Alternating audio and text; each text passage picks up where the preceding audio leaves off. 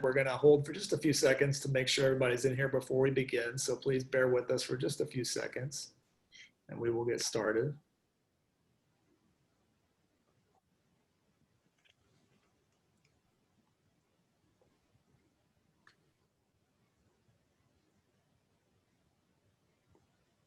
Okay. Well, hey, everybody. This is Jeff Martin from Magic City Books. We're so thrilled to have you here back for our weekly virtual author series we've been doing since March. And we've been doing these on Mondays and Thursdays mostly, just to kind of give ourselves something to have on the schedule, to give you guys some sense of a calendar in your life. We have something to look forward to, and maybe even have a date of some kind on your calendar. So we're going to keep doing these, I would say, through the fall. Just to be candid, I would not imagine us doing any in-person events probably until 2021 at this point, which is a bummer, but we're going to really plan some cool stuff between now and then. I would say check tomorrow morning. We're going to have a big announcement tomorrow. If you follow us on social media, tomorrow morning around 11 a.m., we're going to drop some pretty cool news. So check out that. We have some fun things coming up this Thursday.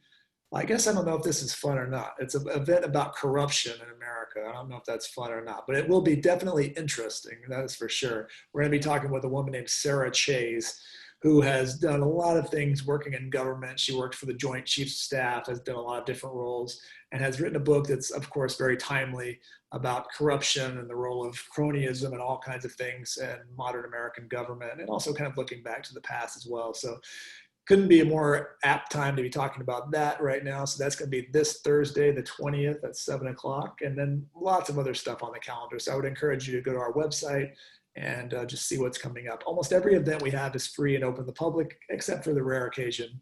But we do encourage you to check that out. Tonight, I'm really excited about this because last year, maybe it was a year and a half ago, time is weird right now. I'm not totally sure when it was.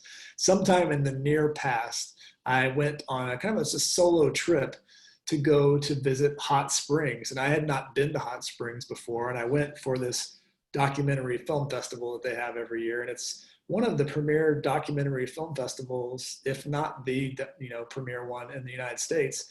And I wanted to go because I heard that legendary director Werner Herzog was going to be there doing a keynote speech, which actually lasted about 3 hours long and was kind of a lesson in dilettantism. He covered about 8,000 topics and was just all over the map. And it was everything I hoped for from a strange conversational lecture keynote with Werner Herzog. But that was not the strangest moment of the trip. I spent so much time just walking around that city and taking in all of the kind of afterglow of a moment in time that I didn't get to witness, but I read about. I was reading plaques. There's plaques everywhere in Hot Springs telling you what this was or what this thing represented or what cool thing used to be here that is now this thing.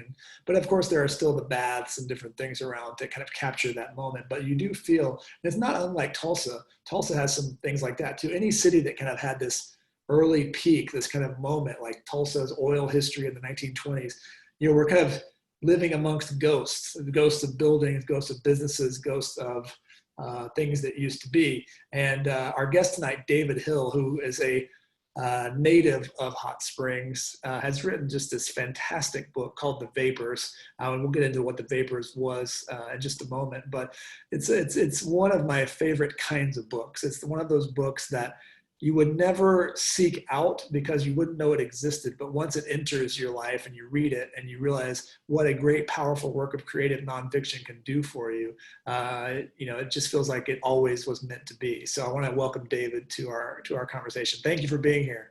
Wow. Thank you, Jeff. And thank you for all those nice things you said about the book. Yeah. I love, the discovery of something. And this book kind of came across the transom. I'm not sure how. Maybe I got an advanced reader or something. And it was one of those things where it's like the minute I saw it, what it was. And like I said, I had been there recently, so maybe I was a little biased from my trip there. But it just kind of touched on all the things I like, which is a deep dive into a single topic that eventually becomes kind of about everything, right? It's about America, it's about our culture, but you're using this example, which is this town, this place, to kind of look at a certain American identity in a lot of different ways. And the book has been really well received. I know I've talked to so many authors who have a book out right now, and it's a weird time to have a book out, but how do you feel about how the book has been received, and what's it been like kind of in this moment? Well, it is a weird time to have a book come out, but I guess all of us that have a book out this summer are all going through it together. And in some ways, it's been an opportunity, right? I mean, if I had to travel to places to speak to people about the book, I would have gone to far fewer places than being able to do this virtually, on Zoom every night. So I hope, and I'm hopeful that it's not like the same people that get on every single one of these, and that in some ways I might Like groupies, yeah. I might be reaching more people because we're all at home, and there's maybe more of a willingness to log on to Zoom and hear somebody talk about a book than there would have been to travel down to the bookstore and to a reading or something. So I don't really know. I mean, the reception of the book has really bowled me over. It's been a lot. It's been more than I really anticipated and could have hoped for. I've been very humbled by the reception of the book so far. Yeah. I want to say quickly at the top too, if you guys haven't had a chance yet to get the book, we'll be posting links in our chat throughout the evening about how to get that directly from Magic City. If you guys have questions too, please put those in the Q&A, and I'll try to incorporate those as we go. So I think the first time that I've grown up in Oklahoma and been in Tulsa, so not too far away from Hot Springs. Like I said, though, it was the first time I'd actually been there last year or two ago, and I just turned 40, so that was a pretty long time without going there. Although I'd been to like Little Rock a zillion times and done all those different things. But I think the kind of first time I'd really heard of it was maybe Bill Clinton, when Bill Clinton became president, having spent time there. He was born in Hope, but I think grew up a lot of his time in around that area. But it was always to me like this kind of benign national park kind of place. It had no sense of any kind of dark underbelly or this idea that it had this illicit past. And I only really kind of came to know that upon my visit, going to a weird little mafia mob museum kind of space that they have there, and then reading all the different signs and spaces. Growing up there, was that history omnipresent in your life? Well, it was present in my life, but it was a lot different growing up than it is today. I feel like what you witnessed when you were there with the Gangster Museum and the plaques and everything like that. I mean, today there's much more of a recognition of this history, and maybe even the community's embracing it. But when I was growing up, that was not the case. I mean, it was so much more recent, and I grew up there in the 1980s. It was sort of more fresh and recent, and I think Hot Springs and Arkansas were trying to move away from this history, right? I think they wanted to sweep it under the rug and reinvent Hot Springs as a family resort to attract, they still wanted tourists, right? That was still the economy, but they wanted a different type of tourists, and they wanted to rebrand the city. And so part of that effort meant really kind of obscuring, the history with gambling and prostitution and alcohol. And so, one of the stories I tell a lot is how when I was a kid, I had a friend who had like a craps table in his house, but his family had like hidden it, it was all covered up with things. And it was always a curiosity. Like we always wanted to like play on it and mess with it, but we weren't allowed to touch it. We weren't, it was like a secret thing that they had this craps table from one of the clubs. Like there were these kind of artifacts still kind of held over from the gambling days, the things that people were able to sort of,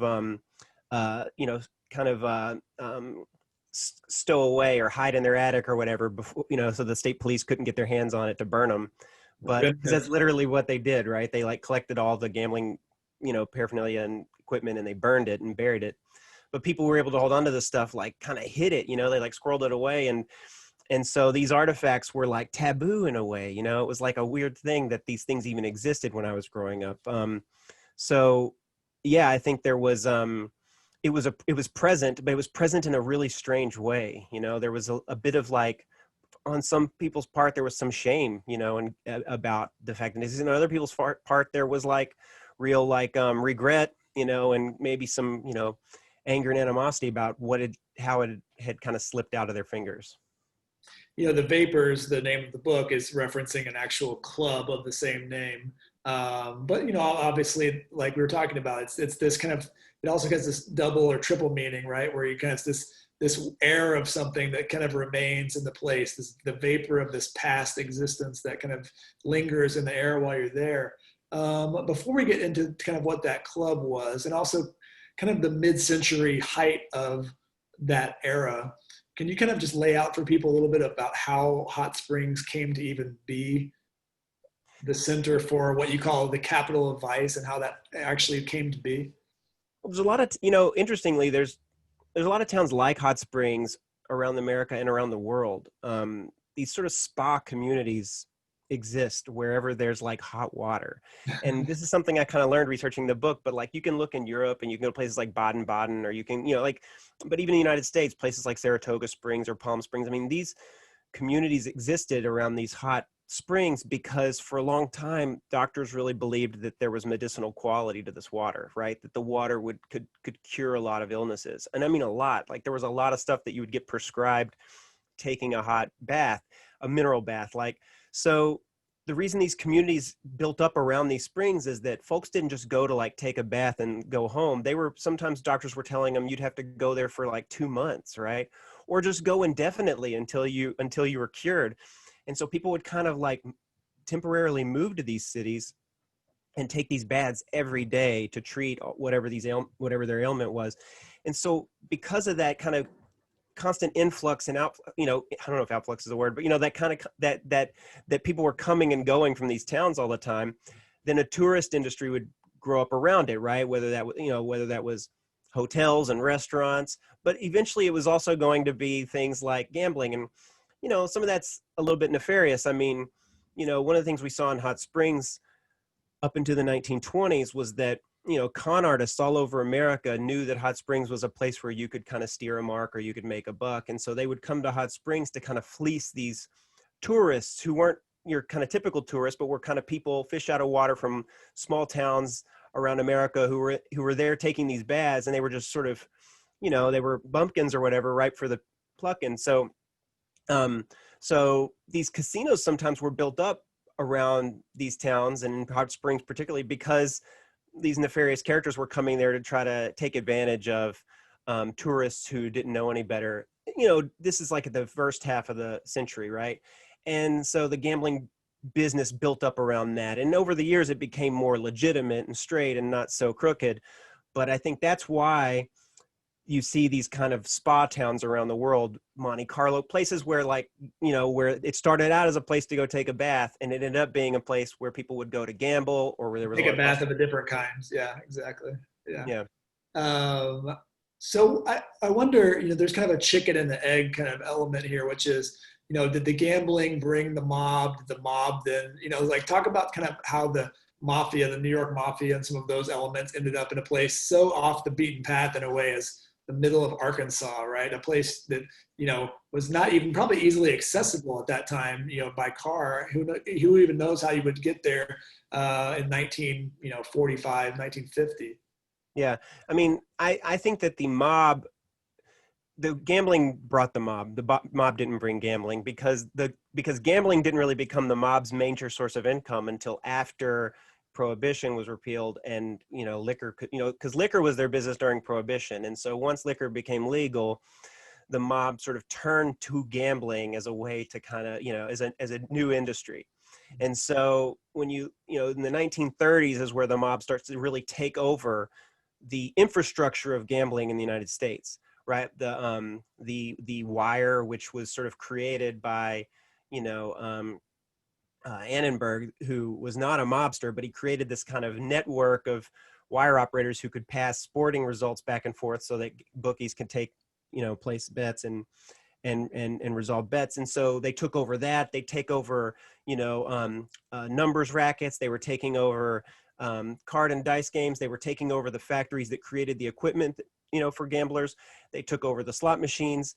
and they started to license it out or whatever, or like, you know, tax the bookies and collect money on all these bets. You know, the mob's sort of, the idea there is that the mob wasn't going to book all the bets or run all the clubs, but because this was an illegal enterprise, they were going to kind of tax all the people that were doing it, right? They were going to operate that way. And because of that, Hot Springs, which already kind of had this robust gambling economy, was sort of in their sights. And so over time, there were a number of different organized crime figures who were trying to figure out how they could get a piece of the action in Hot Springs. And they were successful at taking over cities all over America. It took them a little longer to get their toe into the water in Hot Springs. But there's some debate about this, right? I mean, how much Oni Madden, who, I mean, we'll probably talk about, one of the major characters in my book was Oni Madden, how much he was in Hot Springs specifically to kind of be the mob's man in Arkansas, or how much he kind of eventually became that over time. I was looking, you know, I think the current census data population of Hot Springs is about 40,000 or less people. Mm-hmm. What kind of numbers were we looking at the kind of height of the tourist element when on a yearly basis coming through there? Are there kind of, is there good data for that? Yeah, I mean, there is some data for that. I mean, the population of Hot Springs, so the peak of Hot Springs sort of peak was the early 1960s, and the population was around 25,000 people, and there were about 5 million plus visitors every year coming to Hot Springs in from 1961 to about 1965, and that number grew each year. So in 61 it was about 5 million, and then it kind of broke each year. They'd break every record from the year before. Yeah. You mentioned Oni Madden. We should probably talk about him now, just to kind of lay that out. I mean, what interesting life. I mean, we're talking, I don't know, he was probably lived into his 70s, and then kind of touched on all these, like, I don't know, like when you think of the icons of the mafia world, he kind of felt like he had like a hand in all these different elements. Can you kind of tell us who he was and how he ended up in Hot Springs? Yeah, Oni Madden was a serious guy. I mean, he was one of the top 3 crime figures in New York City during Prohibition. He was from Leeds, from the UK. He immigrated over, and he became, you know, as a kid, he rose the ranks of this gang called the Gophers on the West Side. So, you know, if you've seen whatever, like Gangs of New York, you know, I mean, he kind of rose up through that world, you know, and he became the leader of this gang, the Gophers. And he eventually goes to jail for murder. He gets out of, once he gets out of jail, he gets, you know, that's when a lot of the gangs of New York had gotten into bootlegging and illegal alcohol, and he works his way up to the top of that ladder too, and becomes one of the top kind of beer barons of New York City. He ends up he runs the Cotton Club, which is a really kind of iconic nightclub in New York and part of New York history, and through that he also ends up managing the careers of a lot of important musicians and performers, and so Mae West and George Raft and Duke Ellington, I mean, and professional boxers. He managed the careers of like Primo Carnera. So a lot of, you know, like Johnson was involved. Yeah, they all, Oni managed all these people. He held all their contracts. He was a pretty serious dude. He was pretty connected. And then he goes to jail for murder. He's connected to this murder of one of his rivals. And when he gets out of jail for murder, because in the 30s you could get out of jail for murder, especially if you were, you know, as politically connected as he was. They tell him he really needs to get out of New York because they really had to pull a lot of strings to get him out. And so it's suggested that he go down to Hot Springs and camp out there because there's something going on, right? There's something big happening down there, and maybe he should, you know, check it out and see if there's anything he can do while he lays low. And he ends up moving to Hot Springs and falling in love and getting married, and he lives there to the end of his life. And he really becomes like the connected guy in Hot Springs, and he's really crucial to everything that happens in Hot Springs from the moment that he gets there on. I mean, he brings with him millions of dollars. He makes the single biggest deposit ever in the Bank of Arkansas when he gets there. And so he uses his money and his connections to really kind of, you know, wield a lot of power. But, you know, it's not so easy. I mean, he has to put up a fight for it. But Oni becomes a very central person into the developments of the gambling industry in Hot Springs during that time. So, you know, this book is a hybrid, right? It's a work of historical research. It's also, there's memoir components here. It's also a look at your family. Can you kind Hmm. of tell us some of the intersections of your family and this world that you're writing about, particularly Hazel Hill? Yeah. So the main character of the book is Hazel, who's my grandmother, and she's, she shows up in Hot Springs around the same time that Oni Madden does, and she's 16 years old, and she's from Ohio. Her father's a horse trainer, so there's horse racing in Hot Springs, and that's a big part of the, the kind of tourist economy there too. Is there's a racetrack, Oaklawn, that brings tourists every year and brings people that follow the horse races. And so her father was a trainer. He's following the circuit. She tags along with him, and she also falls in love in Hot Springs and stays behind, and ends up living, as a teenager, and ends up living the rest of her life in Hot Springs. And Hazel's not really a part of the gambling business per se. She works in and around it. I mean, she works in all of the clubs, whether she's carrying a tray or dealing cards, or she's shilling or whatever. And she's also gambles, right? And she also, drinks. And so she's also a part of the kind of nightlife of Hot Springs, but she works around the nightlife. She associates and hangs out with people who are all part of these clubs and work in that industry. And so Hazel, is like an example of some of the kind of regular lunch pail folks in Hot Springs whose lives were impacted by the kind of tumult that takes place around the gambling business in, between Hot Springs and Las Vegas and the rest of America. And she's somebody who really struggles. And I think she sees this sort of gambling business and the nightlife and everything in Hot Springs as a better life. It's something she aspires to. She wants to be kind of one of the, one of the kind of wealthy people that are dancing and having a great time in these clubs of Hot Springs, these tourists that come from around the world and are spending lots of money, and seems like they have no worries at all in life. And she aspires to be one of them, but really all she ends up doing is like, kind of working around the margins of this thing, and really making a lot of choices that that cause a lot of problems, and in her own life and for her own children and her family. So in some ways, she's also a real kind of like victim of it too. This is your first book. You've obviously done a lot of journalism for different outlets of note, but I wonder, it's such a personal story. Was it a tough book to sell? Was it something you've been kind of pitching around for a long time? What was the initial reception to a book like this from kind of the powers that be, right? From the publishing Yeah, industry. yeah. No, I mean, honestly, it wasn't tough to sell. In fact, I feel like there was more interest in this book idea from, editors than there might have been from me. I mean, I was, when I first started kind of getting asked to pitch book ideas to editors, I had kind of a list of ideas. This was one of them, but it maybe wasn't sort of the number one, it wasn't something that I had really given a lot of thought to. It was maybe not even the number one thing on my list, but every time I'd have one of those meetings, this was the one that really, caught everybody's attention, and people were like, that sounds awesome. I mean, I wrote a piece for Grantland years ago about Hot Springs, and about Oaklawn, and I used some stories about my grandmother and grandfather in that piece, and I also told some of this history in that piece. And I even remember then that the reaction to that piece was pretty.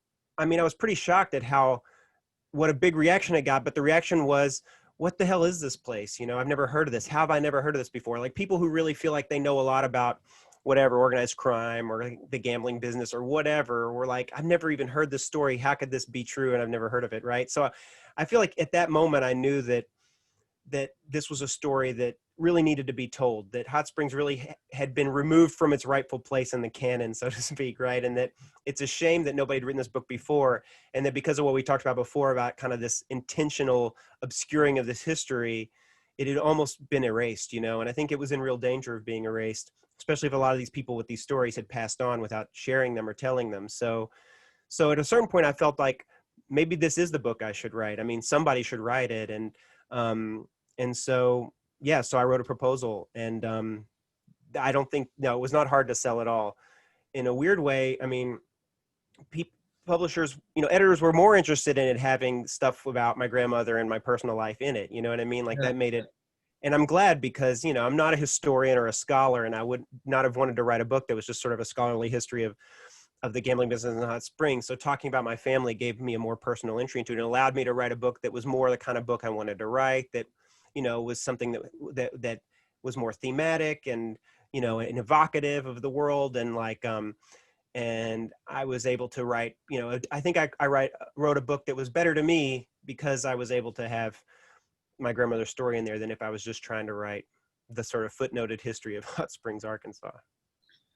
You know, we were talking about the mob and some of those early connections. It's not, it doesn't go unnoticed that like the two areas of your life that you've spent so much time talking about, writing about, working in are labor and gambling, right? A lot of your early life was spent, and still in some, you know, connected to the labor movement in unions. You write a ton about gambling. You have a podcast about gambling. Is this an accident that these two pursuits kind of became central to your life? I think so, yeah. I Yeah. mean, there's definitely not a lot of organized labor back in Hot Springs. I really think that like my interest in the world of gambling is something that comes from a very young age, right? Growing up in this family full of like carnies and gamblers or whatever. I mean, that was just a part of like the culture of where I'm from and my family, and that's something I kind of carried with me. But you know, my my involvement in I was a union organizer for about 15 years before I became a writer. I was a union organizer, and I traveled around the country, kind of, you know, stirring up trouble and helping folks organize unions. But really, like a big part of what that work is like knocking on people's doors and meeting people and sitting in their living rooms, letting them tell me their life story too, you know? And so, yeah, I'm passionate about organized labor and the union movement, but once I left that and started writing, I don't think that if that informed this book at all, it was really just because I think that I learned a lot about how to tell a story. I learned a lot about how to really appreciate, you know, appreciate the kind of the stakes and the drama of like working class people's lived lives and kind of unsung people who aren't always the kind of whatever the bold-faced names and the movers and shakers or whatever. And but in terms of just writing, in terms of gambling as being an interest of mine and something that I've written a lot about, that's not something that I think of as being in any way political. It's just something that is a part of, you know, me and who I am and how I kind of came up. Do you remember the first time you won a good, like something that you would call a good amount of money? Like the first real win that you ever had gambling? You know, was it something like playing something with kids in school, or was it at a casino? Like what was the first moment or memory you have of gambling and actually winning something? I mean, it was definitely at the racetrack. I mean, at a very young age, I was going to the racetrack with my dad. I tell people, you know, he taught me to read like the racing form when I was 9 years old. I was a bit of a curiosity, you know. I was the kid, you know, at the track that was really into it, right? I wasn't the kid that was like climbing the walls or whatever, or throwing things or trying to like, you know, pet the horses or whatever. I was the kid who was trying to like pick the winner of the next race. So yeah, I definitely have memories as a little kid of picking winners for my dad or whatever, and them hitting and getting, you know, $20 passed on to me because I like tipped him off or whatever, you know. So I have a lot of memories of that as a kid, and that was always very thrilling. I mean, you know, my dad was kind of like my dad was a bit of a redneck, you know. He's a football player. He liked to hunt. He was, you know, he's kind of he was a construction worker. He was like an outdoorsy kind of guy, and I was an inside kid, you know. He and I didn't have a lot in common. Sometimes I think he might have been disappointed that I was like, you know, I was a little bit more I was a lot more like I was a lot different than he was. I'll just put it at that, right? And so the one thing that we bonded over was this, right? That like I got really into the sort of game of gambling, right? And I thought that it was fun to try to figure out the puzzle of it. And he liked that I maybe was kind of good at it. So it was one thing that he and I bonded over, because I certainly wasn't no good at hunting or or throwing the football. So this was the one thing that we had. Well, you know, it's interesting, you know, that's where it speaks to the, like that place, right? Meaning like, that's something a lot of people might look, you know, a dad and a son might do a box score for a baseball game, but for you guys, where you were in the world you grew up in, it was the track, right? That was the place to do Definitely. that. Yeah.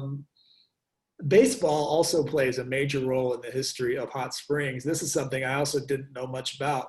I didn't know that, professional baseball basically used hot springs the way they do, Florida and Arizona now for, spring training and things. Can you kind of tell people a little bit about the history of Major League Baseball and the kind of history, because those things intersect in those early years there.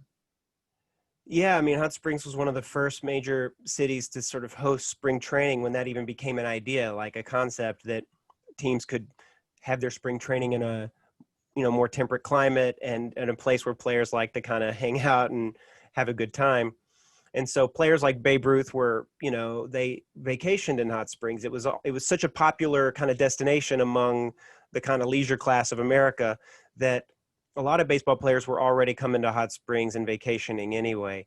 And so it was a pretty easy sell to a lot of these clubs for their players to say, let's do spring training in Hot Springs. And so a whole bunch of clubs made Hot Springs their spring training site during this period of time. And so, yeah, it was a bit, so a lot of baseball greats spent a lot of time in Hot Springs, and yeah, it's definitely, the town is definitely a part of baseball history.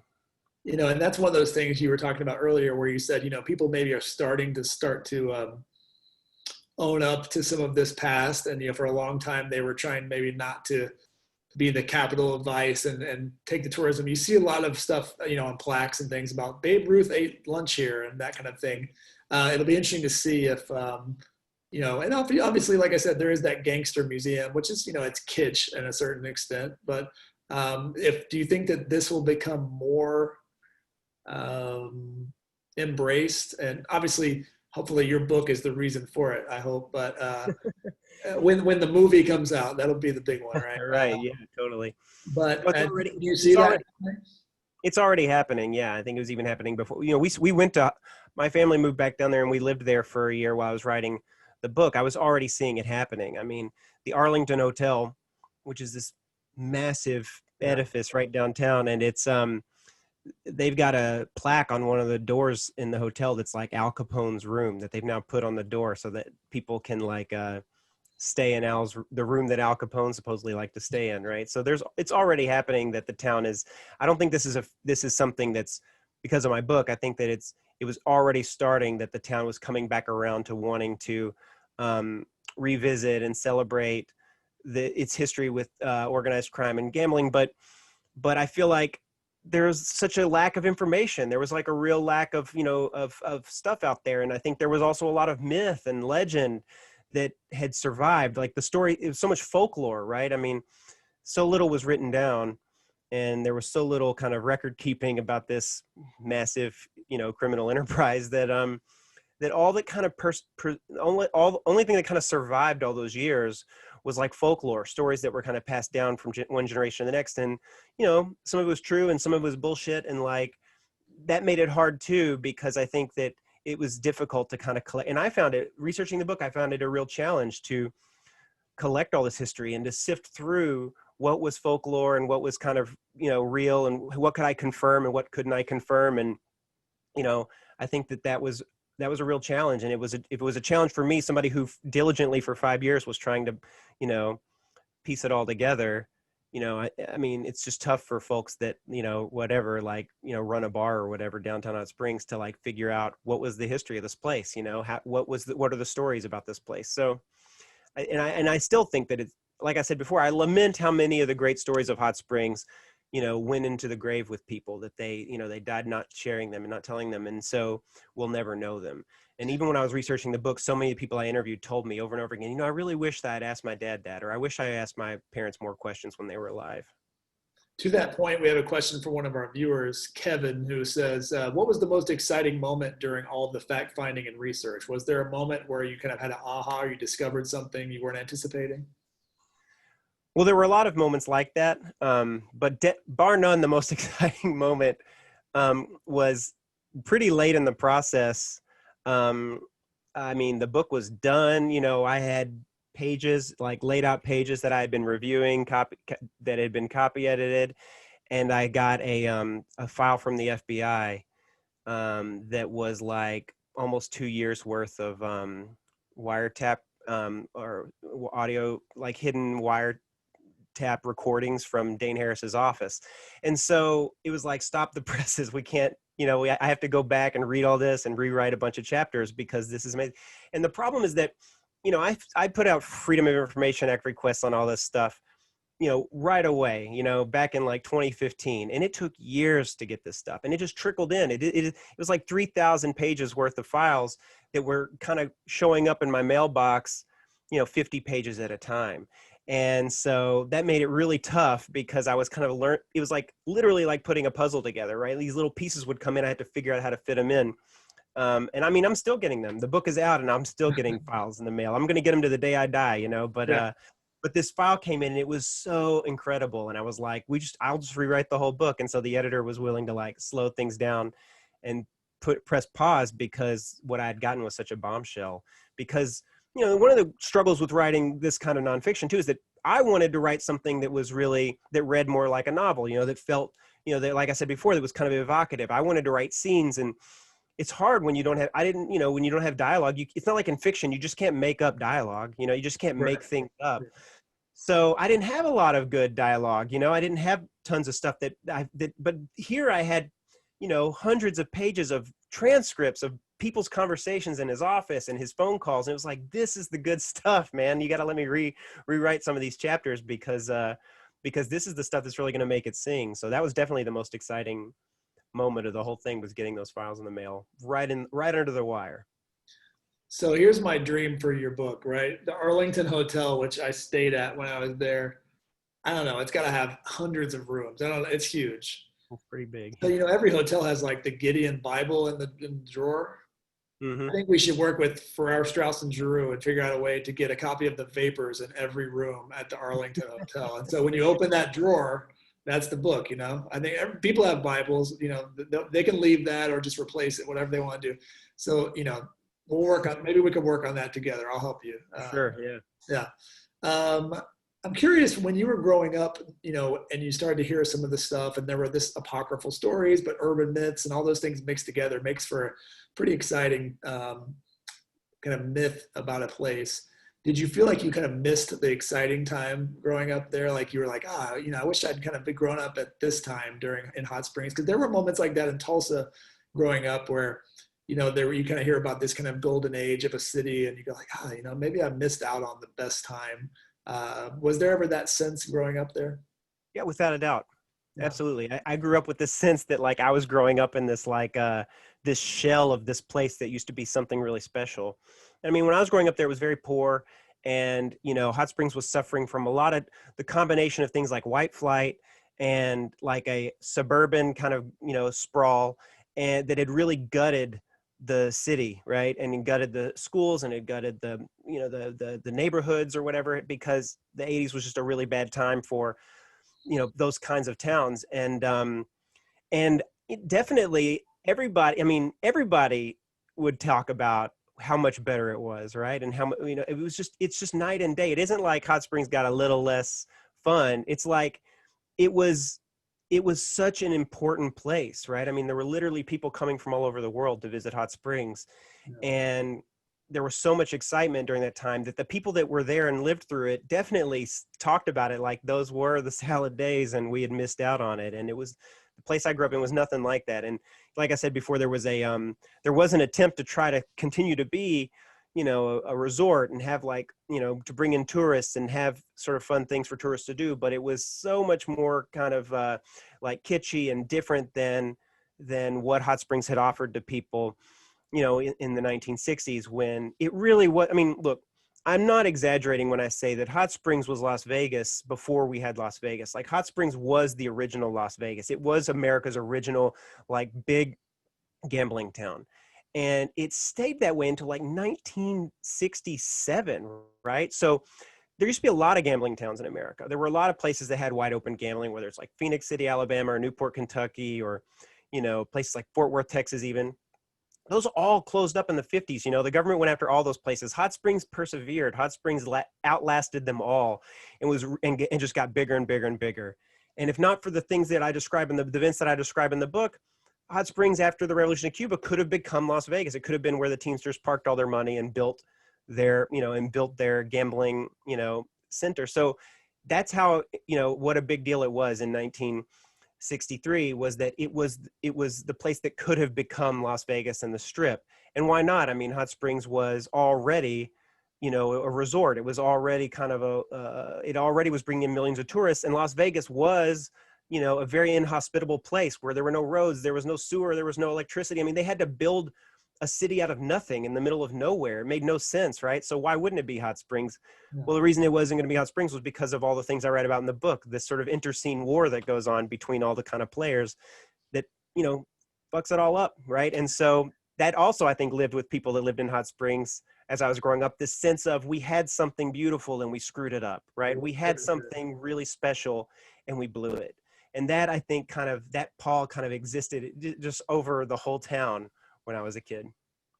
You were talking about, all the documents that you still have coming in and all the stuff that, you probably could have continued writing the book forever based on the trickle of information that's coming in. But one of our guests wonders if there's a story that did make the book that is still a pretty fascinating story, or something about the history of Hot Springs that maybe didn't get in there, but was, really interesting nonetheless. Yeah, there were a lot of stories that didn't make it in, right? I mean, one of the things that I really had to him to was I had these kind of three main characters.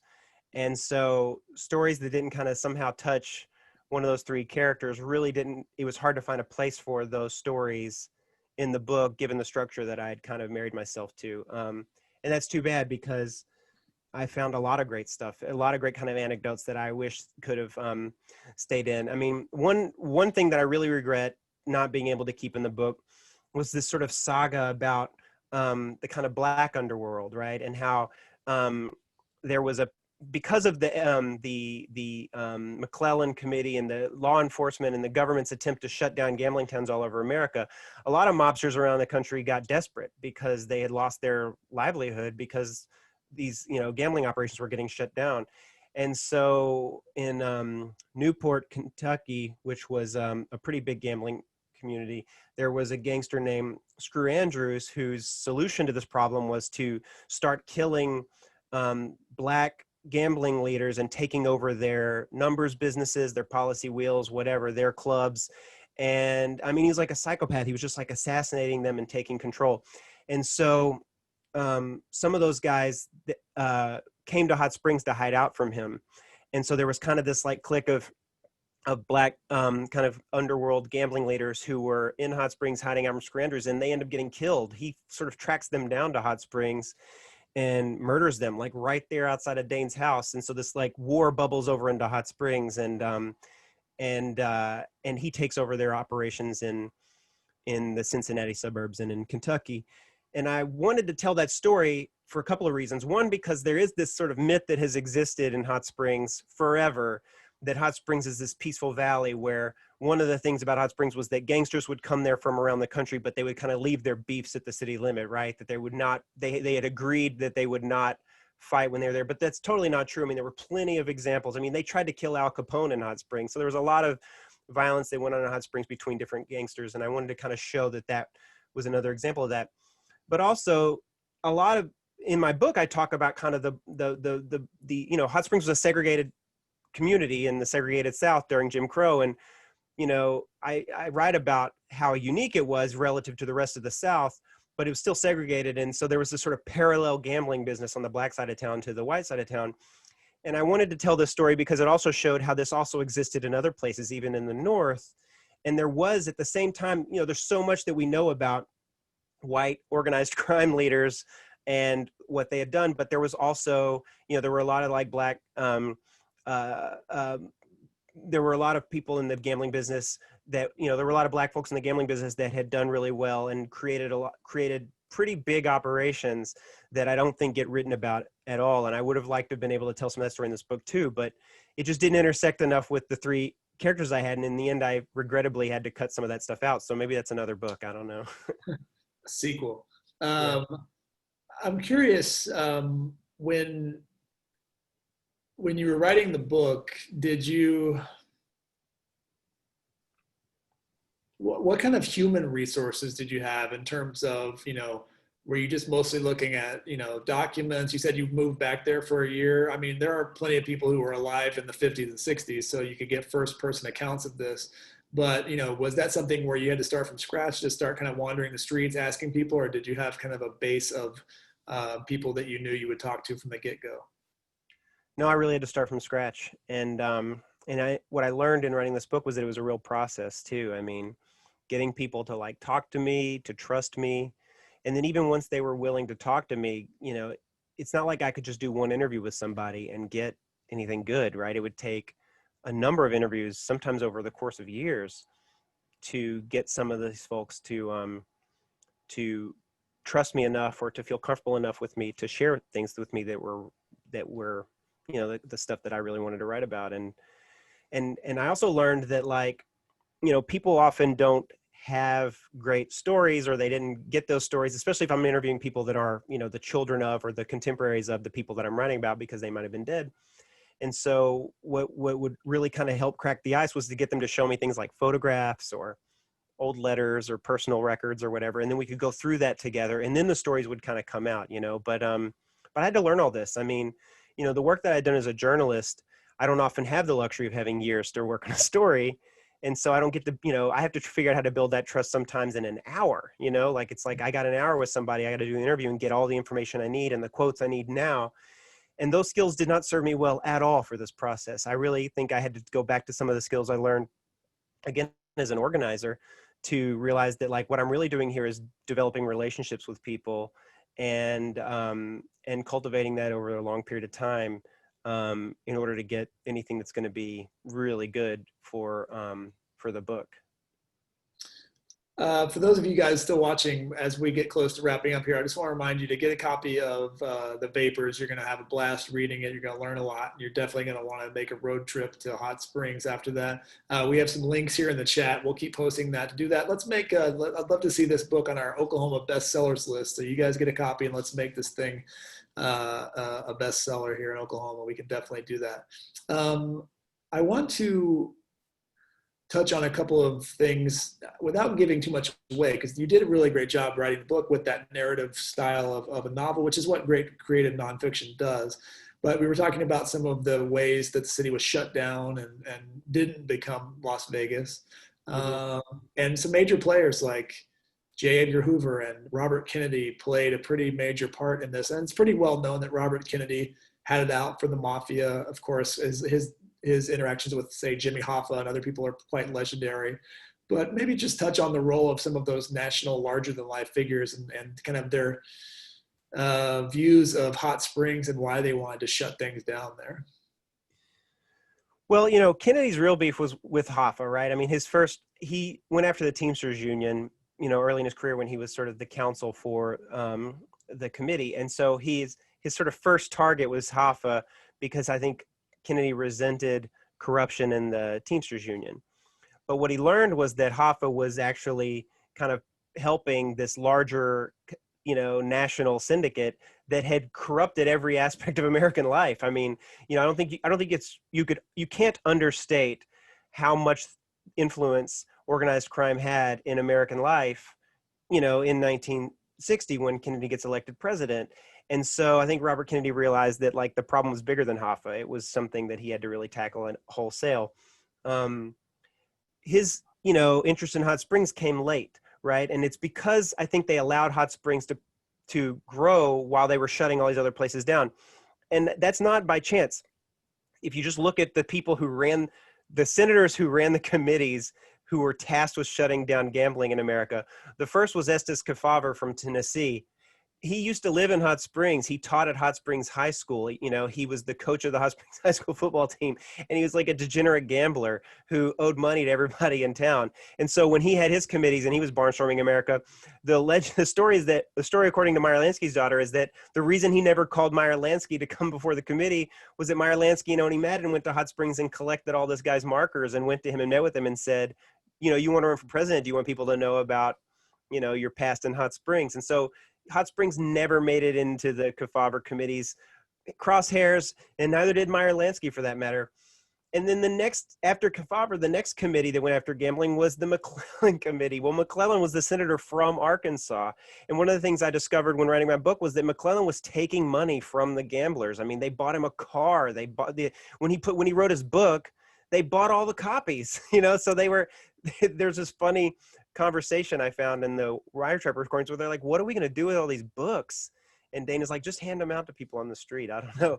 But like he never prosecuted anybody or ever paid any attention to Hot Springs. And this made all the other kind of mobsters around the country mad because they didn't understand. They felt like Hot Springs was getting a pass while law enforcement was shaking the rest of them down. Nobody was paying attention to Hot Springs, and they knew that things were thriving in Hot Springs. So there was a real resentment about that. But yeah, I mean, Hot Springs was able to grow while all these other places were shrinking. And so eventually, I think Robert Kennedy has to pay attention to Hot Springs because it's kind of the last one standing and it's just too big to ignore. So he sends some investigators down to Hot Springs, and they are completely agog at what they find. I mean, because what they're used to seeing in places like Cook County, Illinois, or whatever, or like Miami, is like this kind of backroom gambling, with this like speakeasy type thing where like you get a password or you find out from a cab driver where the crap game is. And when they come to Hot Springs, what they find is that there are wide open casinos with neon signs that are advertised on the street and on the radio, and everybody in town is just like, this is illegal. It's against the law in the United States. It's against the law in the state of Arkansas. It's against the law in Hot Springs, and it's just happening. And so his investigators hold a press conference the very next day after they show up in Hot Springs, and they say, this is the largest illegal gambling operation we've ever seen. And they basically call on Kennedy to take some action against Hot Springs. So they start trying to pass new laws to figure out, and it becomes a cat and mouse game, really. And one of the fun things in the book, I think, is watching how Dane Harris and the gamblers try to get around each law that Kennedy passes. But Kennedy and the FBI get their sights focused on Hot Springs way too late.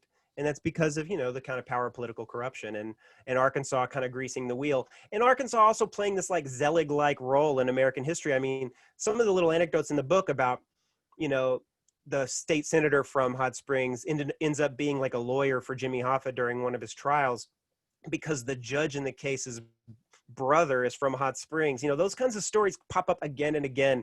And it's just sort of weird, even to this day, how Arkansas plays this like weird Zelig-like role in American history where there's always these sort of random connections that Arkansas ends up sort of showing up in whatever the kind of big thing that's going on is.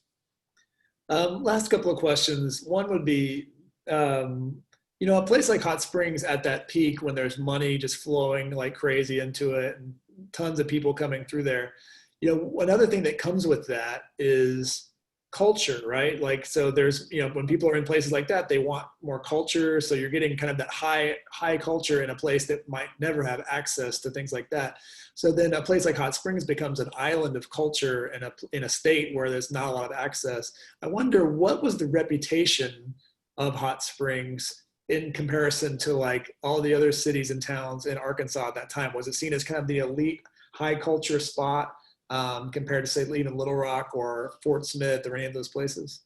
Yeah, I mean, from what I can tell, Hot Springs was really resented by the rest of the state of Arkansas. It might have been maybe being a little too big for their britches. And there was definitely, I mean, Hot Springs was such an eclectic city because there were people that lived in Hot Springs from all over. I mean, there was a large Jewish population in Hot Springs. There was a large Black, professional class in Hot Springs. There were European immigrants in Hot Springs. There was, there were people who had moved to Hot Springs from all over the world, and they weren't moving there to like, take like, manufacturing jobs or whatever. They were moving there because they were musicians, because they were singers or performers, or they were moving there because they, wanted to work in these clubs, or they were chefs, or they, they wanted to work in the hospitality industry. So it was the type of people that were moving there were kind of different than, and this is a state where people were fleeing Arkansas. There was like people leaving the state for jobs in other places, particularly African-Americans who during that time were leaving leaving the South, moving up to places like Michigan, Chicago for manufacturing jobs. There were a lot of African-Americans moving to Hot Springs because there was an opportunity to work in these clubs, whether it was to perform or whether it was to actually, own a club or run a club. So Hot Springs was sort of bringing people in while other communities were seeing people leave.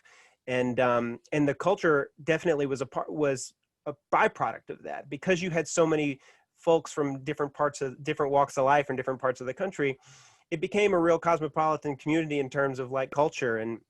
And so, you know, people who were growing up there during that time, I think, took for granted what they had access to, you know, whether it was the kind of music and art that they had an opportunity to see, but also just the kinds of folks that they were growing up around. And, you know, Bill Clinton writes about this in his autobiography that he wrote. He talks about growing up in Hot Springs and how he, you know, he feels like he benefited from growing up there because he grew up around people of different religions, people from different, you know, from different countries, people who spoke different languages. And that just would not have been his experience if he grew up in any other city in Arkansas during that time. Yeah, I mean, there's a sweet poetry to the idea that Bill Clinton grew up in the capital of vice. It seems really. Yeah. My last question comes from our friend Catherine, and she touches on something here. And so I want you to put your tour guide hat on for a second, because I'm hoping a lot of people who are watching have not been to Hot Springs or haven't been in a while. I can go back and check it out once we start actually going places again. And she wants to know if there's a few places that you might recommend.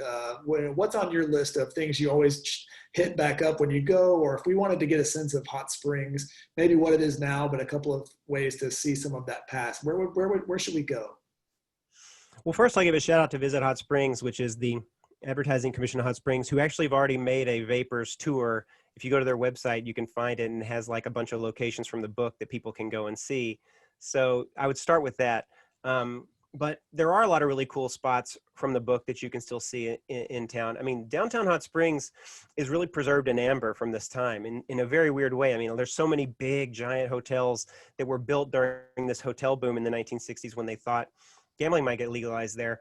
And there are even some clubs in Hot Springs that still look the way they did, you know, have been restored and look the way they did even in the first half of the century. So places like the Ohio Club, the Southern Club, which I write about a bit in the book, which was really a big, you know, a real centerpiece to the gambling business. It's still there, and it's a wax museum now, but it's definitely looks like an old casino.